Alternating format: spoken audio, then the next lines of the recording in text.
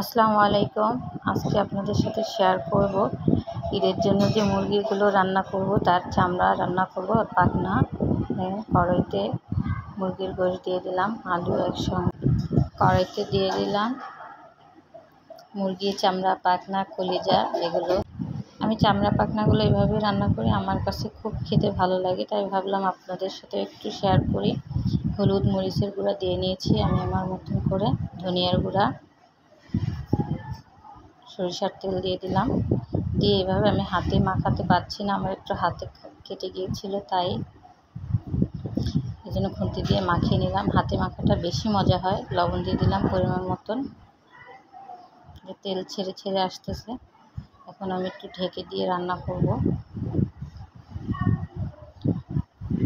হালকা পানি দিয়ে দিলাম, কারণ একটু নিচে লেগে লেগে আসতেছিল, ঢেকে দিয়ে দিলাম। যে সম্ভব সুন্দর কালার চলে আসছে, নিচে কিন্তু লেগে গেছে। ভিডিও করতে গেলে আসলে হয় না, এভাবে নাড়াচাড়া করতে গেলে। আজকে স্ট্যান্ডটা একটু সমস্যা হয়েছিল, তাই হাতে নিয়ে কিন্তু পুরো রান্নাটা করেছি। যে আমার এই মুরগি প্রায় কষানো হয়ে গেছে, এখন আমি পরিমাণ মতন পানি দিয়ে দিব এটা সেদ্ধ হওয়ার জন্য।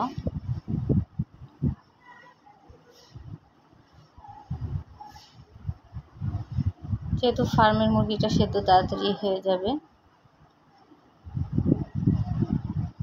ঢেকে দিলাম যতক্ষণ রান্না না হয়। যে উঠাই নিলাম,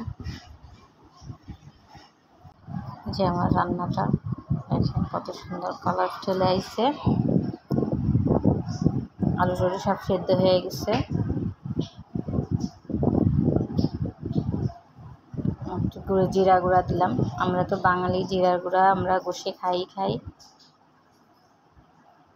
এক হাত দিয়ে দিচ্ছি, একটু হাত দিয়ে দিলে চারপাশে ছড়ানো ছিটানো যায়, কিন্তু চামচ দিয়ে ছিটানো যায় না ভালো করে। ভিডিওটি যদি ভালো লেগে থাকে প্লিজ আমার পাশে থাকবেন, লাইক কমেন্ট শেয়ার করবেন। যে আমার রান্নাটা হয়ে গেছে। আল্লাহ হাফেজ।